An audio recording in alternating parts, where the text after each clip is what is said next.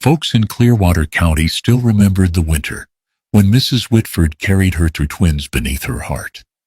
The Whitford Ranch lay 5 miles east of town, sprawled across rolling grass and cottonwoods that bent toward the creek.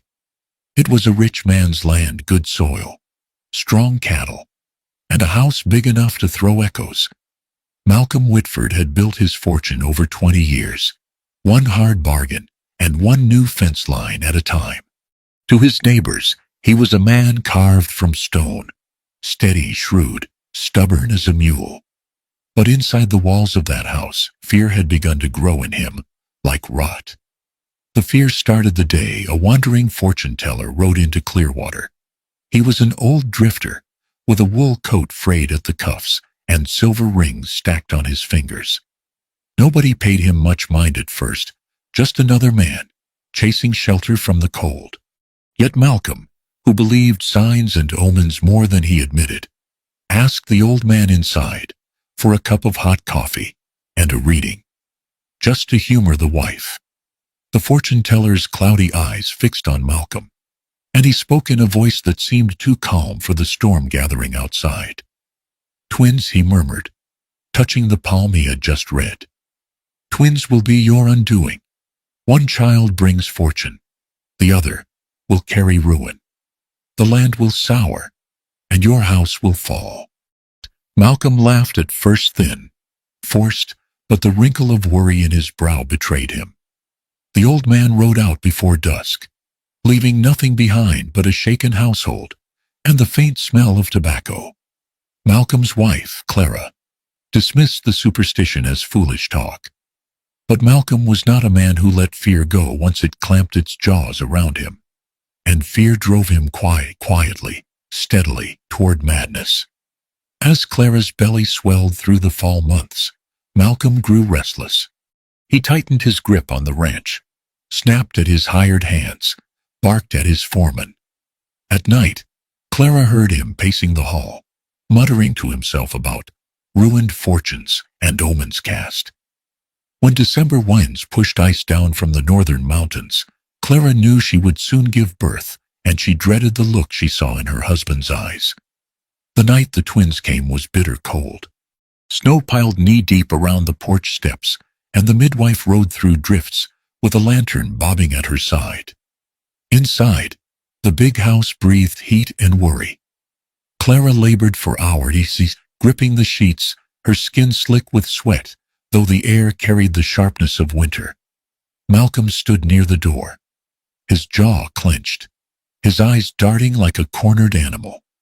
Just after midnight, the first child arrived, a beautiful girl, with a strong cry and wide blue eyes. The midwife placed her in Clara's trembling arms. They named her Annabelle, but the second child came harder. Clara cried out, pushing through a wave of pain that nearly drowned her. The room swayed, lantern shadows stretching like long fingers along the walls. At last the baby slipped free, smaller than her sister, her cry faint and thin as a reed whistle. Clara reached for her at once. "Bailey," she whispered. The name came like a prayer. The midwife stepped away to wash her hands. In that sliver of time, Malcolm strode forward, shutting the door behind her. His face had gone pale as bone. "Clara," he said, voice low, strained. "You know what must be done." Clara stared at him, blinking through exhaustion. "No, Malcolm, she's our child." He seized her wrist and shoved a knife toward her trembling hand. "One of them will destroy us." The fortune-teller was clear. "You want this house to fall. You want the land to wither. Do it." Clara recoiled, horror flooding her face. "I will not harm my own child." Malcolm's voice climbed, brittle as dry wood. "Do it, Clara, before ruin finds us." He pressed the knife closer. Clara pulled back, shielding the newborn with her body. The struggle began small, a tug of the wrist, a plea. But fear is a terrible fuel, and Malcolm was burning fast. The knife glinted as they fought, the steel catching the lantern light. In the scuffle, the blade slipped. A sharp cry split the air, thin, pained. crimson line opened across baby Bailey's cheek. Clara froze. The wound was small, but the sight of her daughter's blood seemed to snap something inside her. Rage flowed through her tired limbs. She lunged, pushing Malcolm away with all the strength left in her. "You monster!" she screamed. Their struggle turned desperate. The knife twisted between their hands. Clara slipped on the blood-spotted floor, just enough for Malcolm's weight to pitch forward. The blade plunged downward. A soft gasp escaped Clara's lips. Her knees buckled. She sank to the floor beside the cradle, her hands smearing red across the wooden boards. Malcolm staggered back, chest heaving. "Clara! Clara, I—" But the words would not come. The deed was done. Moments later, the midwife pushed the door open. Sensing the commotion, Malcolm shouted that Clara had taken her own life, his voice reaching in just the right places to sell the lie. The midwife froze at the sight, blood on the floorboards, the knife near Clara's still hand. Malcolm shaking like a man undone. It was enough to silence her doubts. Days later, the town accepted the story. Childbirth grief, exhaustion, a mother broken by fear. Nobody questioned Malcolm Whitford, the man of wealth, the man of land. But inside the Whitford house, something darker had begun. Malcolm, haunted by the accident he dared not admit, grew cold as desert stone. He doted on Annabelle, as if she were spun from gold. And Bailey, the child with the faint scar and the soft cry, became in his eyes the omen that fortune-teller had promised. He could not kill her, but he could tease her.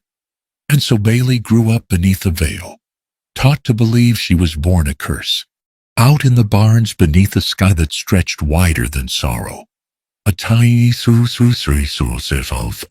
new life struggled forward, unwanted by her father, unseen by anyone but her sister.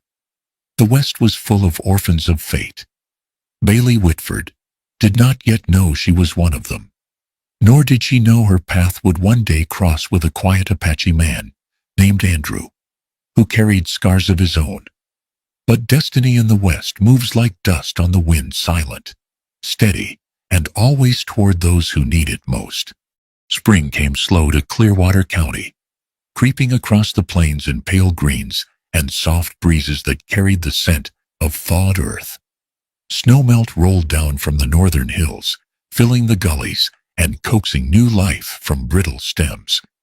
On the Whitford ranch, the cattle grew restless and the fences leaned from winter's weight. Work piled high. And Malcolm hired extra hands, men who needed coin, men who didn't ask questions, men whose backs could bear the strain of ranch life. But one worker stood apart the moment he arrived. His name was Andrew, a young Apache man with keen eyes and a posture shaped by long years of surviving on land that refused to love anyone easily.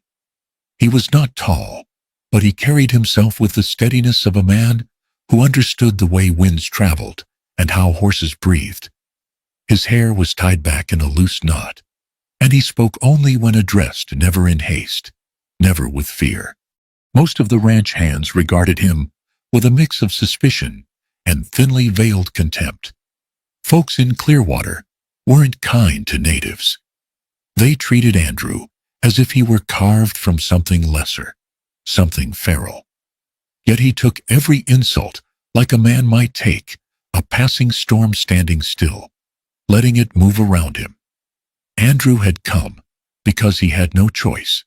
His uncle had taken in 3 orphaned children after a fever swept through their camp. With extra mouths to feed and winter stores running low, Andrew left the reservation to earn money. His uncle had warned him that white ranchers paid poorly and trusted less. But Andrew said he would endure what he must. Truth was, he had endured far worse. Malcolm assigned him to the barns, tending horses and clearing winter debris. Andrew took to the work with a calm patience that surprised even the most seasoned hands. Horses responded to him as if they understood he belonged somewhere deeper than the fences that trapped them. In the dim hours of dawn or the fading light of dusk, one could find Andrew brushing coats, checking hooves, or humming low songs his mother once sang. It was in those same barns that Bailey often hid from the world. She would slip out before the house stirred, a shawl wrapped around her shoulders, the familiar veil tied over her cheek and jaw. The veil was thin enough to let her breathe, but thick enough to hide the scar that had become her life's shadow. The scar had healed over the years, fading from deep red to a soft pale line. But to Malcolm it was permanent proof of her curse. Whenever Bailey stepped into the barn, the horses nickered in welcome. They, like Andrew, judged by heart rather than face. There was one mare in particular, a small chestnut named Lydia, who seemed glued to Bailey's side. Lydia would nuzzle the girl with soft insistence, and Bailey often rested her forehead against the mare's warm neck, drawing steadiness from her. She thought her visits to the barn went unnoticed. Andrew knew otherwise. He first saw Bailey remove her veil, one quiet evening near sundown. She believed herself alone, humming a soft tune as she smoothed Lydia's mane. Bailey's hands were elegant, despite years of work pressed on her by a father who wished she'd never been born. Her eyes were gentle, and even without the veil, she did not look monstrous, only fragile, only human.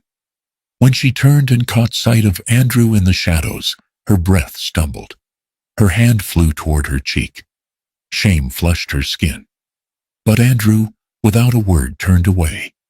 Not in disgust, not in pity, just out of respect.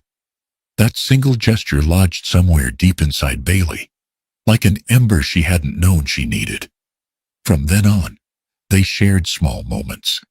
Not conversations, just acknowledgments. A nod in the morning. A soft good evening when she passed by. The kind of moments that stitched two lonely souls into a quiet understanding. But the ranch hands noticed, and ranch hands loved to talk. Before long, whispers ran up and down the bunkhouse. That Apache's got a liking for the veiled girl. Seen 'em together more than once. Maybe that's why she hides her face, lost her senses over a red man. Their words grew crueler as they spread. Bailey, of course, heard them first. Her cheeks burned beneath the veil every time she walked through the yard.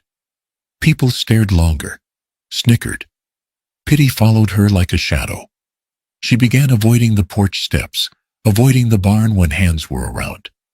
But Lydia needed her, so she still slipped out at night. Those hours became her only refuge. One evening, she found Andrew repairing a broken saddle strap. He looked up as she approached, and she froze, caught between shame and wanting to speak. He saved her by lowering his eyes back to the strap. "Evening, Miss Bailey," he said softly. She swallowed. Good evening, Andrew." It was the most they had ever spoken. But something shifted between the two.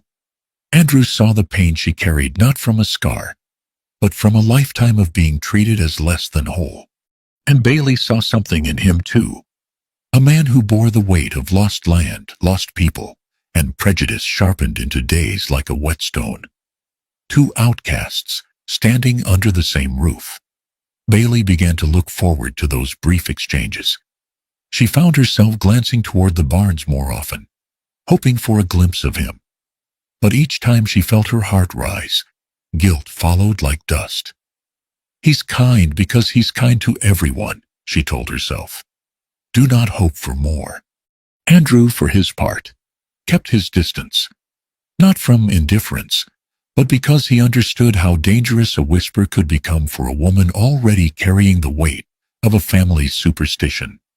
Still, something untimid, fragile as a thread of morning mist, grew between them. And that was all it took for the rumors to reach Malcolm Whitford. When Malcolm first heard that his unfortunate daughter had been seen in the company of an Apache, his face lit not with anger, but with cruel satisfaction. Because to him, the rumor sounded like deliverance, a way to rid himself of the girl he blamed for everything, a way to chase his ghosts away. and that decision would change all their lives. Rumors travel fast across prairie grass, faster still among ranch hands, with little else to occupy their evenings. By the time the sun rose over the Whitford ranch the next morning, Malcolm already knew every crooked detail of the story, embellished, twisted, stretched like rawhide left in the sun. They said Bailey lingered too long in the barns, that she sought out the Apache man with shy smiles, that she let him touch her hand while the horses slept. None of it was true, but it did not matter. To Malcolm Whitford, the tale was a gift. He sat behind his broad oak desk that morning, boots planted firm on the plank floor, tapping a knuckle against the wood as he considered the matter.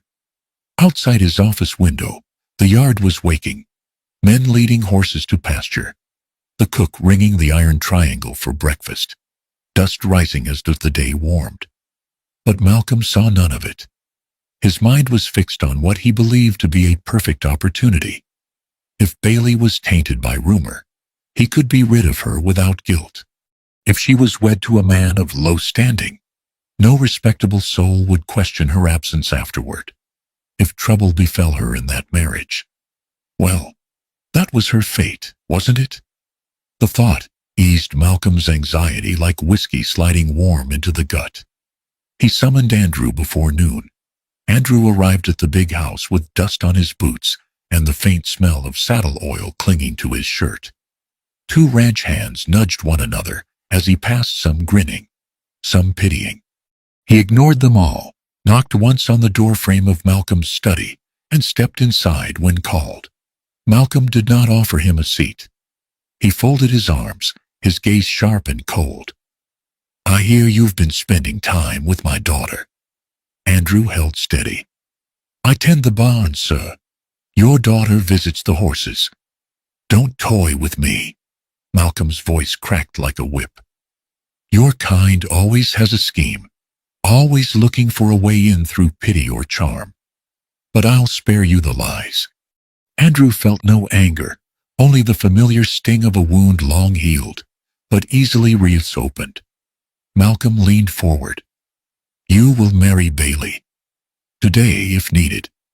Or you'll be off my land before the sun sets."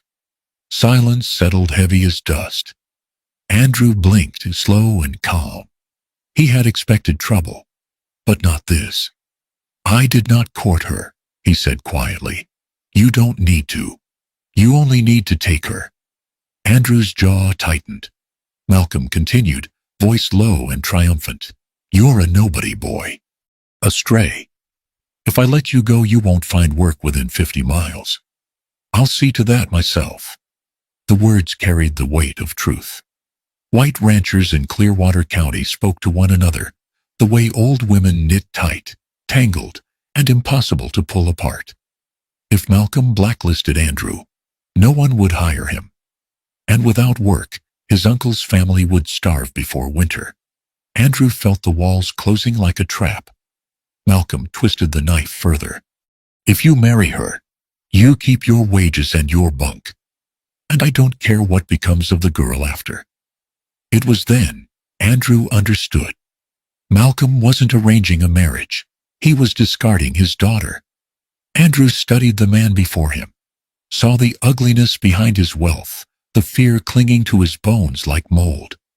And in that moment, Andrew remembered a different face, Bailey's face, framed by lamplight in the barn, her veil slipping as she whispered comfort to a horse who adored her.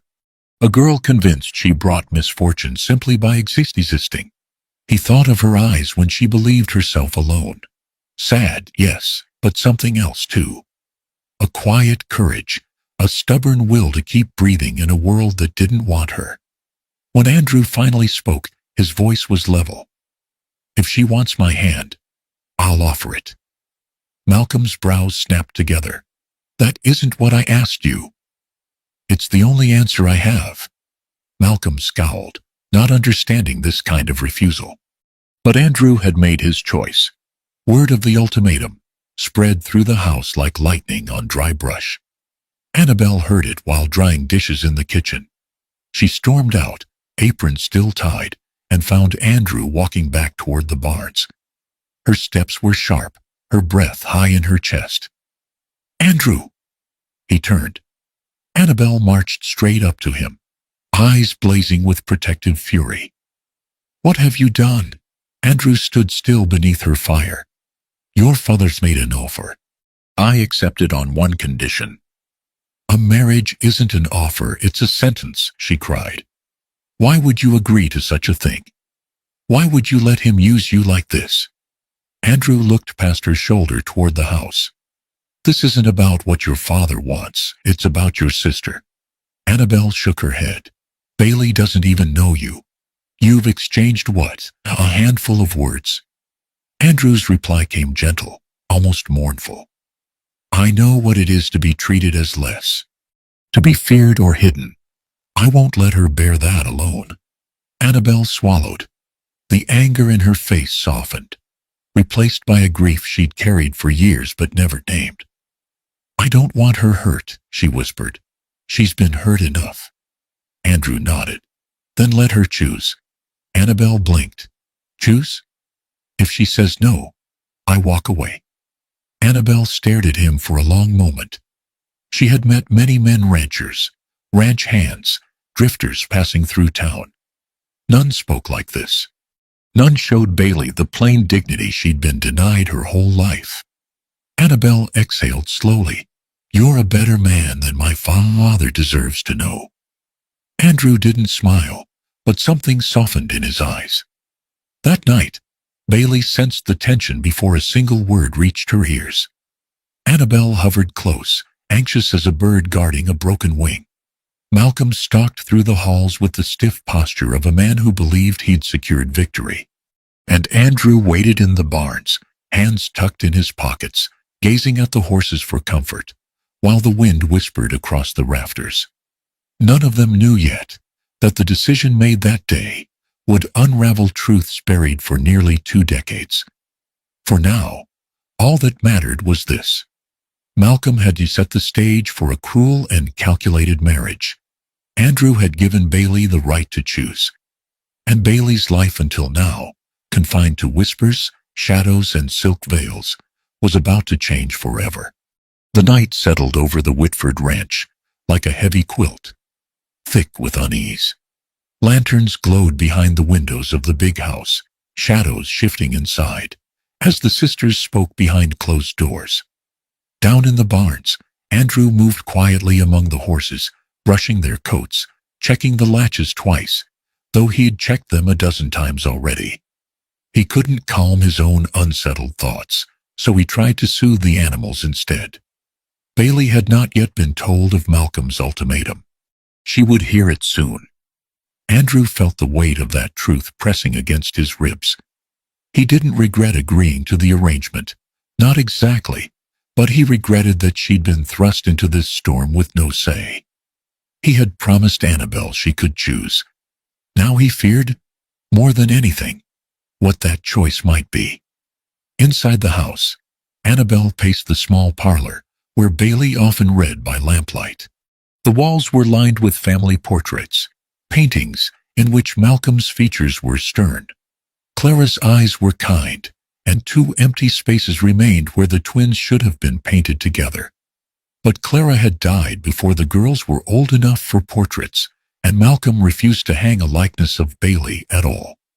Bailey sat on the edge of the sofa, veil in place, hands clasped tight in her lap.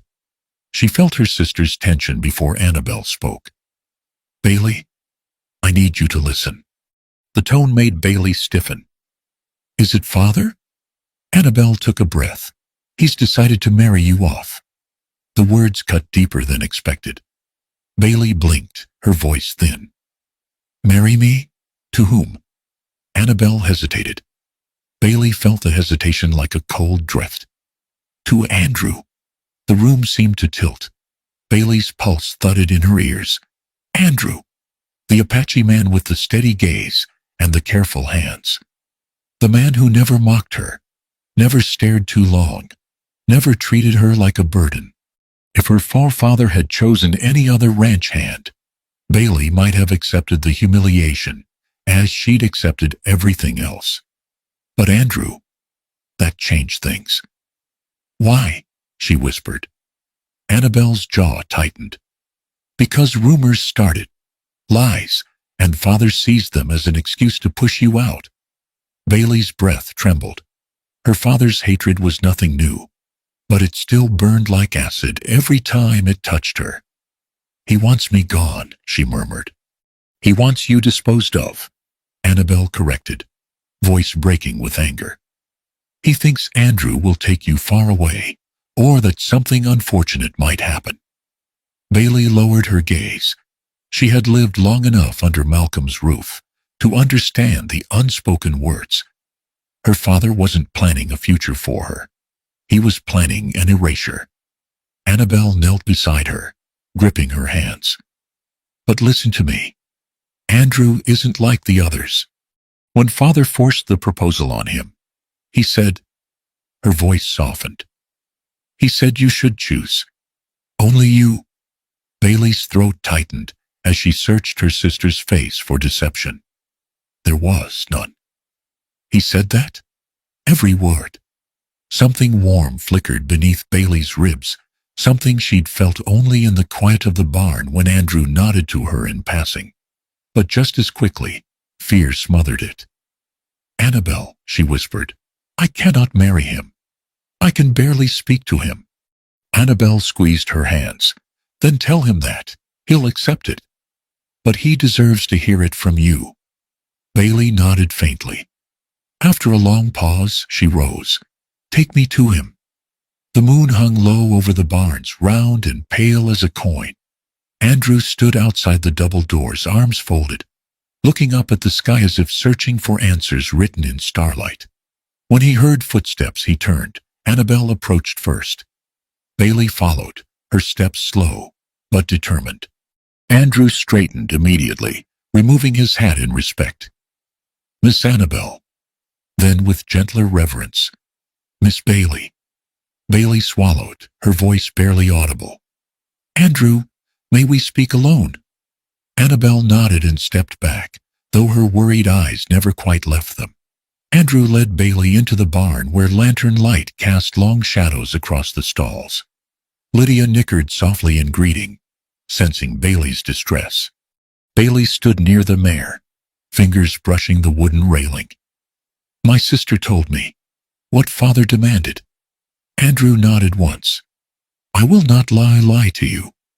He meant it as a threat, not a blessing. Bailey's eyes lifted slightly behind the veil. And you? Why did you agree? Andrew let out a breath, long and honest. Because I know what it is to be treated as less. And I saw someone who's lived her life the same way. Bailey's pulse fluttered. You barely know me. I know enough. Its silence spread between them, like a wide prairie field empty open, waiting for something to grow. Andrew continued, his voice low. If you refuse, I walk away. You won't owe me anything, but I will not take part in your father's cruelty. Not unless you choose your own path. Bailey felt her throat close. For the first time in her life, someone had placed her choice in her own hands. Not her father, not the servants, not even Annabelle Andrew. She reached up, hesitated, then slowly untied her veil. The fabric fell away from her scar. The lantern light, revealing the pale line running from cheekbone to jaw, a mark born from fear, not fate. Andrew's gaze was steady, not startled, not pitying, simply listening. Bailey whispered, Have you heard the things they say about me? Rumors come from cowards, Andrew replied. Scars come from surviving. The words struck her like a warm wind through a winter coat. Bailey felt something shift deep inside, a loosening of a knot she had carried since childhood.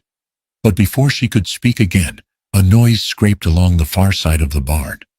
Andrew tensed, turning toward the shadows. Bailey caught her breath. A bootstep, a whispered voice. Then another. Andrew's hand shot up, motioning Bailey back toward Lydia. 3 men emerged from the darkness, rough-faced ranch hands loyal to Malcolm. whiskey on their breath and anger simmering in their eyes. "Well now," one slurred, "looks like the savage and the cursed girl are having themselves a little meeting." Andrew stepped forward, shielding Bailey with his body. Bailey felt dread coil in her stomach, because tonight was not only the night she revealed her face, it was also the night Malcolm moved against truths he feared would surface. And the danger creeping out of the darkness was only the beginning. The three men stepped into the lantern glow. Tom Jenkins, red-faced and sour with liquor. Bill Carter, tall as a fence post and just as stiff-brained. And young Charlie Pike, barely 20, but already mean in the way small men often were when they sought approval from uglier hearts. They fanned out slowly, circling Andrew and Bailey like coyotes testing a wounded calf. Tom spat on the floorboards. "Boss says the Apache's getting too bold, sneaking around with his daughter. Shameful business." Andrew didn't rise to the bait.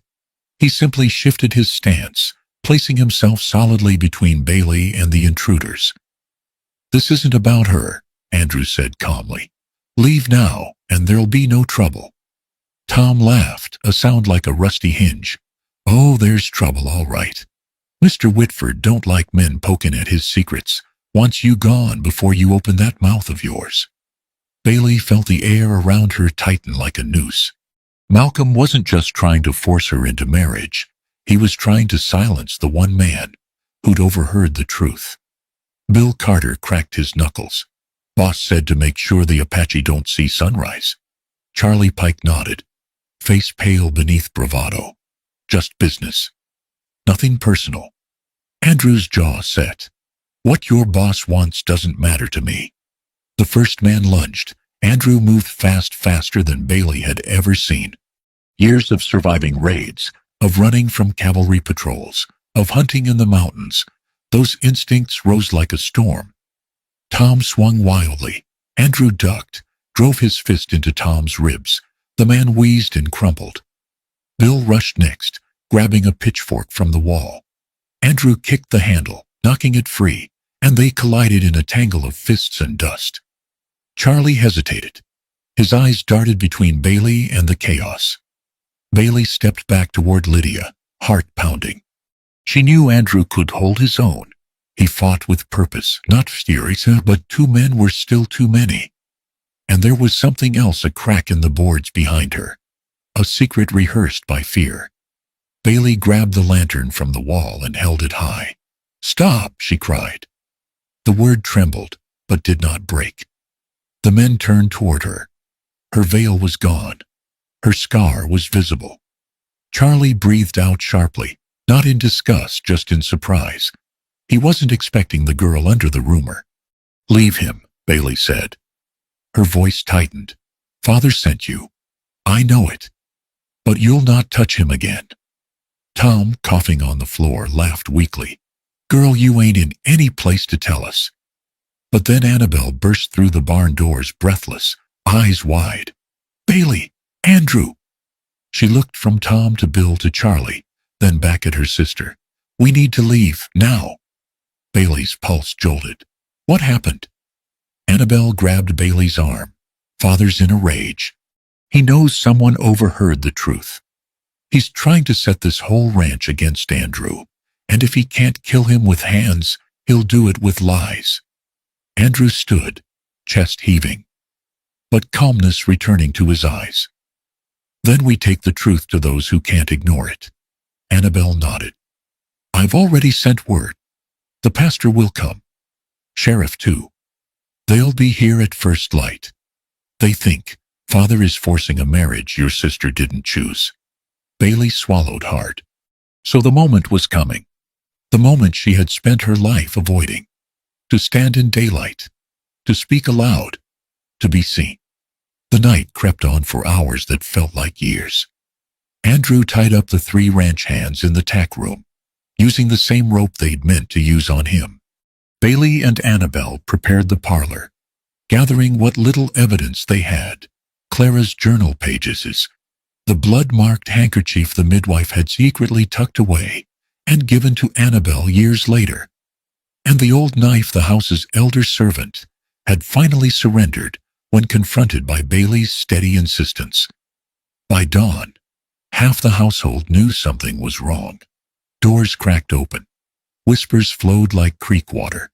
A few of the older helpers, who remembered that bloody night years ago, gathered quietly outside the parlor, heads heavy with secrets they'd carried too long. When the pastor arrived with his Bible and weary eyes, Annabel greeted him first. "Reverend, thank you for coming." He looked past her, seeing Bailey without her veil for the first time. His breath caught not at the scar's sight, but at the meaning behind it. "Child," he murmured, pain filling his voice, "they lied to you." The sheriff followed broad-shouldered, practical, a man not easily fooled. He tipped his hat to Bailey. "Miss, I reckon there's a truth needs hearing today." Bailey nodded, her hands trembling, but her voice steady. "Yes, sir. And I am ready." When Malcolm entered the parlor, he found the pastor, the sheriff, his daughters, Andrew, and a half-circle of ranch workers watching him with guarded faces. For the first time in his life, Malcolm Whitford looked like a man cornered. He forced a smile. "What's all this? Some sort of dawn meeting?" Andrew stepped aside, revealing the knife. Bailey held Clara's journal close to her chest. Annabel spoke first. "Father, we know what happened the night Mother died." Malcolm's smile cracked. "Nonsense." But the sheriff's voice cut through the lie. "Then you won't mind us hearing what your staff has to say." One by one, the old workers came forward, hands shaking, voices low, truth breaking free after years spent locked in haunted silence. The elder servant's confession trembled through the room. "I saw the struggle. I saw the blade. I saw Miss Clara fall." Malcolm's face turned gray. Bailey stepped forward, then not hiding, not trembling. "Father," she said softly, "you blamed me for a scar you carved yourself. You hid me because you feared your own sin." He glared at her, eyes wild. "You were the curse." "No," Bailey whispered. "Mother died protecting me from you." The words shattered something in Malcolm. He lunged, reaching for his gun. Andrew moved instantly. So did the sheriff. A shot rang out, ricocheting through the parlor, slamming into the floorboards. Malcolm staggered. Blood bloomed along his leg as he collapsed, groaning. The sheriff bent, cuffs ready. "Malcolm Whitford, you're under arrest for assault, coercion, and obstruction in a death long concealed." As Malcolm was dragged away, Bailey didn't flinch. Her veil lay folded on a chair. Her scar shone pale in the morning light. She stood tall, unhidden at last, as truth freed her from a lifetime of shadows. But the story wasn't finished. One more step remained, to decide what she would do with the life that had finally been returned to her. The dust from Malcolm Whitford's arrest had not yet settled when the sun climbed high enough to spill gold across the ranch yard. The big house felt hollow, as if its walls were exhaling years of secrets all at once. Workers gathered in small clusters, speaking in hushed tones. Some shook their heads, some crossed themselves, and some, those who had long feared the truth, finally let relief soften their faces. Bailey kept to the porch, the morning air cool against her unhidden cheek. For the first time in her life, she felt the warmth of daylight on bare skin without fear. No veil, no shadows, just the gentle breeze stirring loose strands of her hair. She expected to feel exposed. Instead, she felt free. Annabel stepped outside with 2 mugs of coffee, handed one to her sister, and sank beside her on the step. The sisters sat in silence for a moment, listening to the distant lowing of cattle and the soft clatter of horse tack from the barns. "How are you holding up?" Annabel asked. Bailey stared at the field stretching toward the horizon. "I feel like I'm standing in a doorway I never knew existed." Annabel nodded. "Whatever you choose now, It's yours to choose. That truth settled deep in Bailey's heart.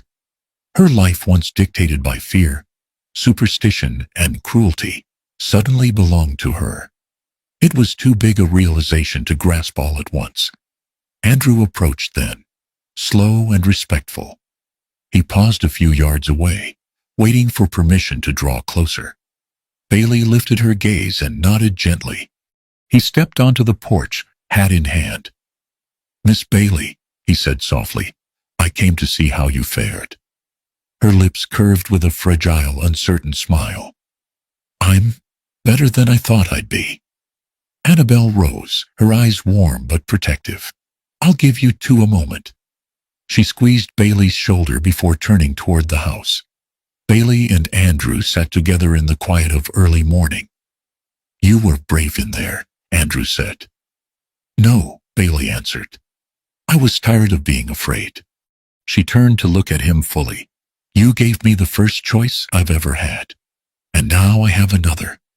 Andrew lowered his gaze, giving her time. "If you want a life without me in it," he murmured, "just say the word. You owe me nothing, not even gratitude." Bailey exhaled, a sound halfway between relief and ache. "You stood by me when you didn't have to," she said.